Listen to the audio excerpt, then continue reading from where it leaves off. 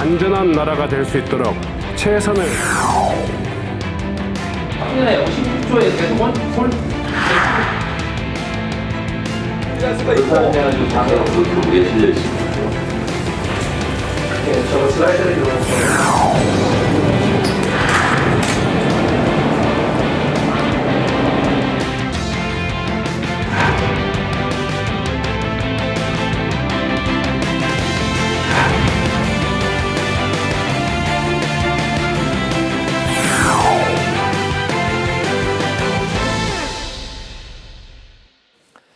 각 상임위의 과제와 운영 방향을 통해 22대 국회를 전망해 봅니다. 파워 인터뷰 상임위원장에게 듣는다. 오늘은 지방자치와 분권, 국민의 안전과 행복을 담당하는 국회 행안위원회의 신정훈 위원장을 모시고 말씀을 들어보겠습니다. 위원장님 어서 오십시오. 네, 반갑습니다. 안녕하세요. 신정훈입니다. 정말 바쁘신데 나와주셔서 대단히 감사드립니다. 아이고, 고맙습니다. 위원장님 그 상임위원회 진행하시는 모습을 봤는데 거기서는 네네. 굉장히 단호하시고 네. 엄격하시고 비교적 공정하고 공정하시고 네네. 네. 네. 그래서 어쨌든 좀 약간 무서우신 분이다 했는데 오늘 그 직접 뵈니까 예. 굉장히 온화하시고 굉장히 합리적입니다. 따뜻한 느낌을 먼저 받았습니다. 네, 네, 고맙습니다. 네. 위원장님 그 프로필을 보니까 최연소 도의원 30대 초반에 이제 하셨고 연임하셨고 나주시장을 연임하셨고 국회의원으로서 이번에 3선이 되셨습니다. 행정안전 이제 위원장이 되셨는데요. 놀라운 기록을 세우셨어요. 그 상임위 위원장 투표에서 191표 중에서 단 한 표를 뺀 190표의 예, 찬성표를 받으셨습니다. 동료 의원들이 거의 이제 만장일치로 찬성을 했다는 이야기인데 예. 그 비결이 왜 이런 결과가 나왔다고 생각하십니까? 다른 분들도 거의 뭐 만장일치에 가까운 지지를 받았습니다. 그런데 제가 한 표라도 더 많이 받아서 네. 찌다득표다 이렇게 이야기했는데 네. 과분할 따름이죠. 어찌 보면 좀 늦장가 가는 그 노총각한테 박수 쳐주는 그런 분위기 아니었는가 모르겠습니다. 굉장히 그 겸손의 말씀을 해주셨는데 그 비유도 굉장히 재밌었습니다. 농민운동가 출신 네. 부모님이 그 농사를 지으셨습니까? 네, 부모님도 대대로 농사를 지었었고요. 네. 저도 이제 학생운동 마치고 현장 고향에 내려가서 농촌에 농사를 지으면서 네. 농민들과 함께 지금까지 쭉 살았습니다. 지금도 현재도 농촌 한가운데에 있는 마을에서 살고 있고 농가주택에 살고 있기 때문에 지난 30년 아니 한 40년 가까운 시간 동안에 이 농촌과 지방의 그 변화에 대해서 뼈저리게 느끼고 있고 굉장히 마음 아프게 생각하고 있습니다. 뼈저리게 느꼈고 마음 아파했다는 부분은 집안과 동네 이제 분위기가 농사를 짓는 그런 이제 환경이었는데 네네. 참 농민들이 굉장히 고단한 삶을 살고 있구나. 네네. 거기에 얻는 수입도 참 빈약하구나. 네. 뭐 이런 데서 시작한 농민 운동이 아니셨을까 추측을 해봅니다. 네, 지내놓고 보니까 그건 차라리 행복한 고민이었던 것 같아요. 네. 농민들이 정말 열심히 일해서 고생하고 거기에 대한 자기의 어떤 그 땀 흘린 대가들을 제대로 보상받지 못한 것은 굉장히 억울하지만 네. 그래도 그 치열함 속에서 그 농촌이란 또 지방이란 사회가 꿈틀거리고 있었단 말이에요. 네. 역동적으로. 네. 그런데 제가 이제 좀 뼈아프게 생각한다 이 이야기는 뭐냐면 지나온 30년 과정 속에서 지방과 마을이 네. 속절없이 무너지고 있다. 음. 그래서 지금은 그런 역동성과 또 그 미래에 대한 그런 어떤 그 열망 이 부분들조차도 찾아보기 힘들 만큼 하여튼 지방이 소멸의 위기에 처해 있는 것이 저로서는 감당하기 힘든 정치인으로서든 지방에 사는 일원으로서든 감당하기 힘든 슬픔과 또 이 책임감을 함께 느끼고 있습니다. 농사가 이제 주된 그 수입원으로 경제 활동을 하는 우리 동네 왜 인구 소멸과 또 이제 그 지방 소멸로 이어져야 하는지 그런 게 이제 가장 좀 뼈 아프셨다는 그런 말씀인 것 같은데요. 네네. 그 관련한 이야기는 이슈는 이제 뒷부분에서 네. 저희가 이제 또 다루도록 하겠습니다. 어쨌든 그 농민 운동가 출신이시고 농업 관련 또 공직 활동을 아주 오랫동안 해 오셨습니다.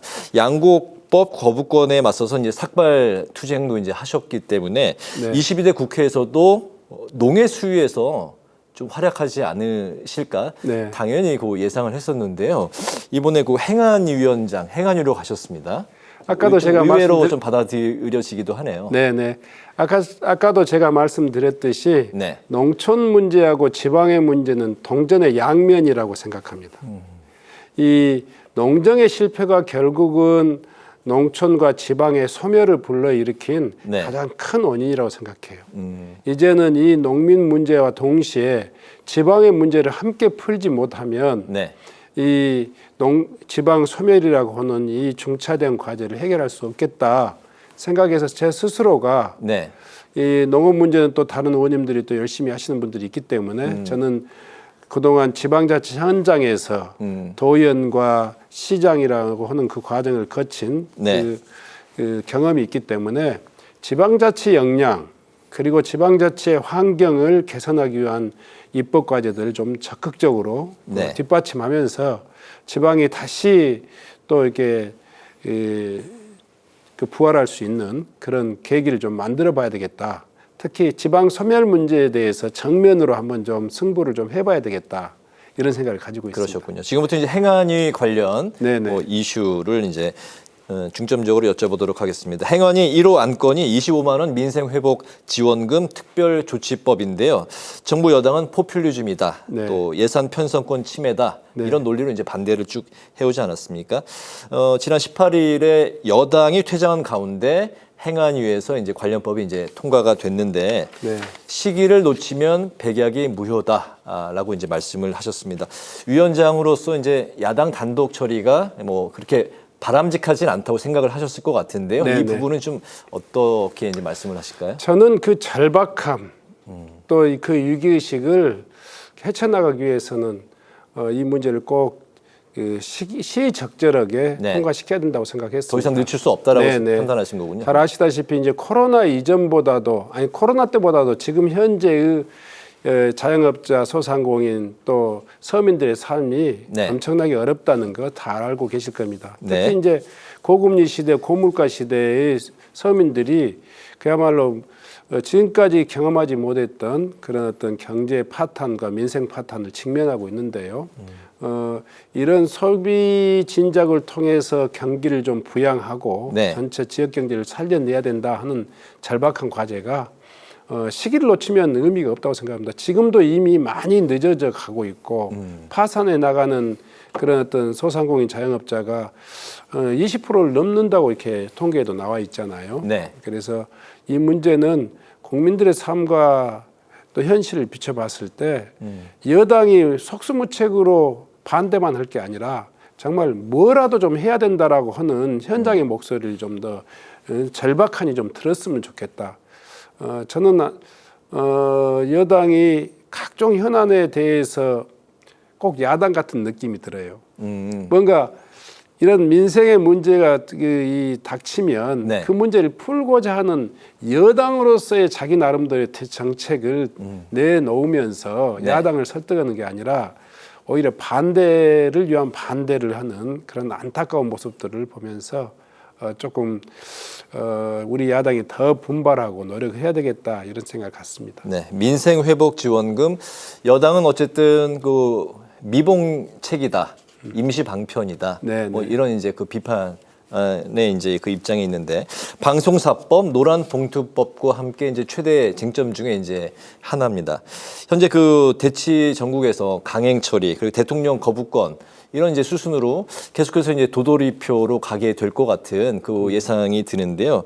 만약에 대통령이 거부권을 행사했을 때 좀 어떻게 대응하실 계획이실까요? 일단은 국민들이 이 코로나 그 과정에서도 있었던 1차, 2차 그 재난지원금 과정에서 네. 사실은 국민들의 애국심이 참 눈물겹습니다. 전국민 재난지원금을 지급할 때도 지급 전에는 국민들이 굉장히 전 국민에게 주는 것에 대해서 오히려 막 걱정하고 이런 네. 분위기였습니다만은 아마 제가 현장에서 느낀 그 지급 후에 국민들의 그 삶이라든가 지역 골목 상권의 어떤 분위기는 굉장히 좋았습니다. 아마 정부에서 예산을 투입해 가지고 이렇게 국민들에게 호평을 받았던 정책이 없었던 것 같습니다. 네. 저는 이 문제는 대통령의 거부권도 걱정이 되지만요. 또 여당을 지속적으로 설득하고 국민들에게 이 지금 필요한 그 단비 같은 정책을 꼭 할 수 있도록 노력하겠고요. 또 우리 야당으로서는 뭐 거부권 자체도 하나의 헌법적 권한이니까 뭐 이렇게 무시할 수는 없지만 또다시 제2 과정을 통해 가지고 여당과의 합의할 수 있는, 그러니까 우리 이재명 대표께서도 여당의 선별적 지원이랄까, 네. 또 뭐 부분적으로 이렇게 여당의 안들을 얼마든지 타협할 용의가 있다 이렇게 네네. 이야기했지 않습니까? 그러면 여당이 100%가 아니면 80%든지 70%든지 이런 선별적 지원 방안이라도 내놓는 것이 오히려 더 합리적이지 않을까 생각합니다. 그렇군요. 해병대원 순직 사건에 대한 경찰 수사 결과를 놓고도 여야 간의 이제 공방이 뜨거운 상황인데요. 임성근 전 사단장에 대해서 무혐의 처분이 이제 내려졌습니다. 향후 이제 해병대원 특검법 전국에서 행안위가 추가적으로 살펴보고 또 밝혀낼 게 있다면 좀 어떤 점이 있을까요? 아시다시피 이번 해병대 최상병 관련해서 이 수사 과정이 그야말로 대통령의 거부권에 대한 명분을 만들기 위한 그 좀 합작품이다 이런 생각이 들지 않았겠습니까? 네. 어찌 보면 이미 국민들의 눈에는 그 무리한 외압에 의한 그 수사의 왜곡과 또 그 책임자에 대한 그 이 보호, 그러니까 임성근 사단장이랄까요? 네. 뭐 이런 분들이 책임 있는 위치에 있는 분들을 보호하기 위해서 억울한 죽음에 대한 진실을 왜곡하고 또 무고한 그런 박정훈 대령에 대한 그런 어떤 책임을 이렇게 묻는 그런 방향으로 갔는데, 이미 청문회 과정에서도 그랬고 경북 경찰청의 수사 과정에도 그랬고 네. 여러 곳에서 무리한 점들이 다 나왔습니다. 이미 소위 말해서 임성근 사단장의 이 소위 지위가 뭐 권한 받겠다고는 하지만 이미 관철됐었고, 그것이 원인이 돼가지고 최상병이 억울한 죽음에 이르기까지 이런 과정들이 국민들 앞에 이미 드러나 있어서 수사 과정에서 왜곡되고 은폐된 사실 반드시 아마 재판 과정에서도 드러날 수밖에 없다 이렇게 생각하고 있습니다. 네. 국민의힘 이제 전당대회에서 어제 이제 한동훈 대표가 선출이 됐습니다. 한동훈 대표가 이 특검법에 대해서 제3자 추천 수정안을 이제 제시를 하지 않았습니까? 네. 계속해서 이제 그 대표가 된 이후에도 그 안을 추진을 하겠다 이렇게 이제 밝혔습니다. 그렇다면 이제 관련 이 해병대원 특검법 좀 앞으로 변화가 있을까요? 원내에서 뭐 여러 가지 전략적인 판단을 하겠지만요. 네. 지금 윤석열 정부의 검찰권이랄까 또 경찰 수사의 그 흐름을 보면 네.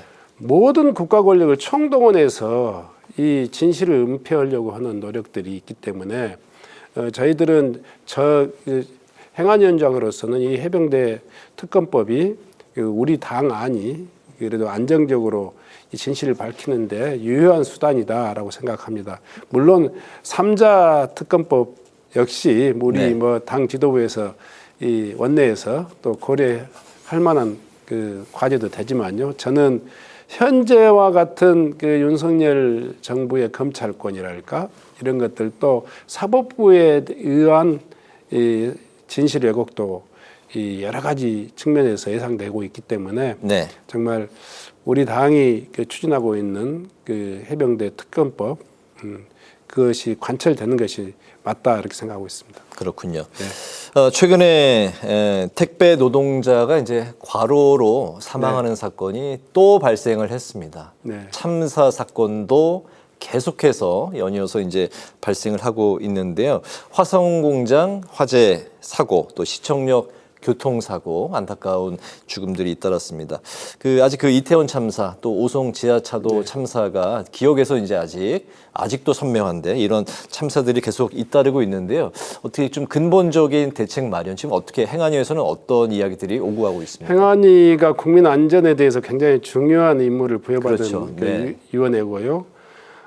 세월호 이후에 이제 국가 경영이라 정부의 존재 이유가 국민들의 생명을 지키는데 굉장히 방점을 두고 있단 말이에요. 그럼에도 불구하고 이태원, 오송 할 것 없이 계속되는 이런 어떤 그 참사 이 문제에 대해서는 정말 지금 발생한 것에 있어서는 발생한 원인과 책임자 이 문제에서 더 좀 엄중하니 그 처리를 해야 되겠다 이런 생각을 갖고 있고요. 네. 또 이제 이번에 화재 문제 그리고 또 여러 가지 그 안전 사고에 대한 문제는 여전히 우리가 많이 안전 그 매뉴얼에서 부족하구나 하는 생각을 많이 갖습니다. 네, 매뉴얼이요. 예, 예. 네. 그래서 행안위에서는 그런 그 여러 가지 변화된 상황 속에서의 어떤 그 이 안전 매뉴얼들을 좀 더 갖추기 위해서 최선의 노력을 다하겠습니다. 그리고 이미 이제 오송 참사라든가 이태원 참사 그 계속된 여러 가지 그 과정이 있기 때문에 그것도 국민들과 함께 지켜보면서 또 진실이 제대로 밝혀지고 책임자가 또 거기에 따르는 책임을 질 수 있도록 하는 것이 저희들의 임무라고 생각합니다. 네, 도의원, 나주시장을 거쳐서 국회에 3선까지 정말 이거 말 그대로 이제 풀뿌리로 이제 그런 정치인으로 자리매김하셨습니다. 바닥부터 정말 뭐 탄탄하게 다지셨다는 그런 이제 평가를 받고 계신데요. 지방과 농촌 문제 전문가 이렇게도 주변에서 또 평가를 하고 있습니다. 그런 만큼 이제 아까 이제 초반에 말씀하셨던 지방 소멸 또 인구 감소의 문제에 대해서 네. 굉장히 그 좀 뼈아프다 이렇게 이제 말씀을 하시지 않았습니까? 네, 네, 네. 뭐 이제 의원님의 그 지역구 나주 화순이 특히나 이제 그런 문제를 이제 많이 겪고 있는데 그 관련해서 이제 구상해 오신 정책이나 또 제안하고 싶은 그 좀 대안이 뭐 있을까요? 우선은 자생력을 키우고요. 또 자생력이요? 자생력. 그리고 두 번째로는 중앙정부의 어떤 그 균형 발전 정책에 따르는 지방에 대한 인센티브를 좀 더 확대해 나가야 된다고 생각합니다. 저는 이제 나주시장으로 재임했을 때 혁신 도시를 통해서 지방의 새로운 그 미래 산업, 신산업을 일으키고자 했던 그 경험이 있습니다. 네. 우선은 나주와 화순 같은 경우는 나주는 에너지 신산업으로 그리고 또 화순은 최근에 그 바이오 혁신 그 특화 단지를 이렇게 지정받음으로써 그 백신과 면역 치료 중심의 어떤 바이오 산업을 중심으로 한 그 일자리와 산업을 일으키는 것을 이 방향을 잡고 있습니다. 네. 한편으로는 그렇게 이제 이 새로운 산업들을 키워내는 노력들을 해 나가야 되겠고요. 네. 또 한편으로는 지방자치 역량을 좀 더 확대 강화하는 데 노력을 해야 된다고 생각합니다. 특히 행안위가 가지고 있는 지방자치법, 정당법, 관련 그 정치관계법 이런 것들을 좀 더 그 손질을 해가지고 네. 정말 자생력과 주체적인 어떤 그 역량들을 키워내는 노력들을 좀 해 나가야 된다고 생각하고 있습니다. 아울러서 이제 농촌 문제 함께 좀 풀어내야 되겠죠. 이 농촌에 그래도 여전히 그 1차 산업에 종사하는 많은 사람들이 있기 때문에 네. 이런 그 농업과 또 수산업 이런 것에 대해서도 이 정부가 이 시장에 대한 좀 안정적인 관리가 좀 필요하겠다 이런 생각을 갖습니다. 나주에는 에너지 신산업, 그 네. 화순에는 바이오 산업 이런 이제 미래 산업을 통해서 혁신 도시로 육성하고 네. 그렇게 이제 자생력을 키우겠다 이제 말씀을 하셨는데 아까 말씀하신 그 인센티브 부분은 좀 어떤 의미일까요? 지금 이제 2차 공공기관 지방 이전이 논의되고 있습니다. 네. 문재인 정부에는 실현을 못했고요. 윤석열 정부 지금 2년이 지났는데도 아직도 출발을 못했습니다. 1차 공공기관 지방 이전 이후에 혁신도시랄까 그 혁신도시를 마중물로 삼아서 새로운 지방의 산업들을 키워내는 노력들이 지속적으로 돼야 된다고 생각합니다. 그래서 혁신도시 만들고 나서 이것으로 끝이다라고 할 것이 아니라 지속적인 투자가 좀 돼야 될 것 같고요. 네. 두 번째로는 아까 이야기했듯이 제2차 공공기관 지방 이전 문제가 이미 윤석열 대통령도 대선 공약에서 약속을 했고 또 그 국가 정책으로 지금 추진하고 있는데 아직 속도가 붙지 않습니다. 그래서 22대 국회에서는 이 2차 공공기관 지방 이전을 통해서 지역의 어떤 새로운 활성화를 모색하는 그런 것도 지금 중요한 과제로 생각하고요. 의원님이 희망하시는 그런 공공기관이 있습니까? 이전을 희망하시는? 지역 산업과 연관되어 있는 다양한 그 기관들이 있으리라고 생각합니다. 네네. 뭐 에너지 관련 기관이라든가 농업 관련 기관, 네. 또 조금 더 넓게 좀 그 시야를 돌려보면 한전 연수원이라든가 수도권에 있을 이유가 없는 농어촌 공사의 그 인재 개발원, 네. 그리고 또 농협 중앙회, 수협 중앙회 이런 것들이 다들 지역 산업과 연관되어 있는 일이기 때문에 네. 적극적으로 좀 지역에 이전해가지고 네. 지방 살리는데 함께 힘을 모아야 되지 않겠는가 이런 생각을 갖습니다. 그렇군요. 알겠습니다. 행안위원장으로서 앞으로 이제 중요한 법안들을 논의하고 이제 통과를 시키실 텐데요. 개인적으로 이제 의원님께서 발의하고 통과시키고 만들고 싶은 법안들도 참 많이 있으실 것 같다는 생각이 듭니다. 22대 국회에서 의원님 또 위원장님이 꼭 만들고 싶은 법안, 행안위에서 이거는 내가 정말 꼭 반드시 통과시키고 싶다. 이런 법안이 있으실까요? 행안위법은 아닌데 21대 국회에서 1호 법안으로 제출했던 네. 농업회의소법이 마지막 거부권에 의해서 희생됐습니다. 그래서 22대 국회에서도 여전히 제 1호 법안으로 제출했고요. 네. 행안위법으로서 가장 제가 좀 관심을 갖고 있는 것은 지방의회법입니다. 지방의회법이요. 예, 예. 뭐 다른 의원님들이 이미 또 이 발의를 했기 때문에 중복되는 감도 있긴 하지만요. 네.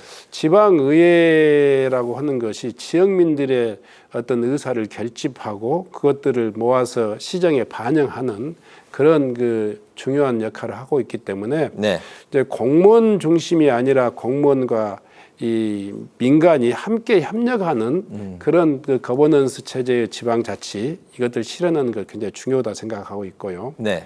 두 번째로는 정당법을 또 그 개정하고 싶은 내용들이 많이 있습니다. 지금까지 정당은 규제 중심으로 해서 돈 안 드는 정치 네. 이런 것 때문에 정상적인 일상적인 정치 활동에 굉장히 많은 제약을 받고 있습니다. 사실상은 일반적인 국민이든 당원이든 네. 정당 활동을 할 수 있는 공간이 존재하지 않습니다. 법적인 어떤 허용되는 범위가 네. 아주 지나치게 편협합니다. 그래서 이런 국민들의 일상적인 정치 활동을 통해서 정치가 국회의원이라든가 뭐 단체장들만의 영역이 아니라 네. 국민들의 일상 속에서 국가의 문제든 마을의 문제든 네. 그런 문제를 함께 풀어내는 그런 공간이 좀 확장돼야 될 것 같다 이런 생각을 가지고 있습니다. 민관이 함께하는 거버넌스로서의 지방의회법을 꼭 발의하고 통과시키고 싶다. 네. 그 생활 속에서 구현되고 스며드는 그런 생활 정치를 꼭 구현하고 싶으시다. 그런 바람을 말씀을 하셨습니다. 마지막 그 질문은 그 29일에 조지호 경찰청장 후보자 인사청문회가 이제 예정이 되어 있는데요. 인사청문회에서 이제 어디에 중점을 두고 또 어떤 검증이 이루어져야 된다고 보십니까? 저는 이 공직자의 인사청문회 중에서 가장 중요하게 보는 것을 네. 그 도덕적 검증을 저는 굉장히 많이 봅니다. 일단은 능력도 중요하지만 네. 국민들의 생명과 재산을 다루는 그런 엄중한 그 업무를 보고 있고요. 특히 이제 검경 수사권 이후에 검찰이 국민들 생활을 사법적으로 굉장히 깊이 있게 또 다뤄야 될 내용들이 많이 있습니다. 그러면서도 여전히 경찰이 외압에 취약하다 이런 지적이 많이 있고 그와 관련되어 있는 것이 이번 최상병 뭐 경북경찰청 수사 과정에서도 드러났지만 다양한 그런 사고들이 지금 드러나고 있지 않습니까? 네. 그래서 저는 경찰청장의 도덕적인 그런 어떤 이 가치 기준이 어느 정도인가 하고 또 정치적인 그 중립을 지켜내기 위한 기관장으로서의 어떤 그 자세가 어느 정도인가 이런 것들을 좀 더 눈여겨 보겠습니다. 마칠 시간이 됐는데요. 네. 뭐 못하신 말씀 꼭 하시고 싶은 말씀이 있으시다면 뭐 잠깐 들어볼까요? 아니면 네. 마치겠습니다. 네, 뭐 저는 행안위원장으로서 국민들 앞에 이제 지방이 이 함께 잘 사는 그런 나라를 꼭 한번 만들어 보는데 네. 저희들이 좀 역할을 좀 다해보고 싶다 생각합니다. 국민 여러분들께서도 또 특히 지방에 사시는 그런 국민 여러분들께서 서로 지역의 살림살이에 적극적으로 참여하고 또 힘을 모아서 네. 지역의 문제를 같이 한번 풀어봤으면 좋겠다 이런 생각을 가지고 있습니다. 알겠습니다. 파워 인터뷰 이제 마치도록 하겠습니다. 오늘은 국회 행안위 과제와 운영 방향에 대해서 신정훈 행안위원장을 모시고 관련 말씀을 들어봤습니다. 위원장님 바쁘신데 정말 나와주셔서 감사드리고요. 오늘 네. 말씀 잘 들었습니다. 고맙습니다. 고맙습니다.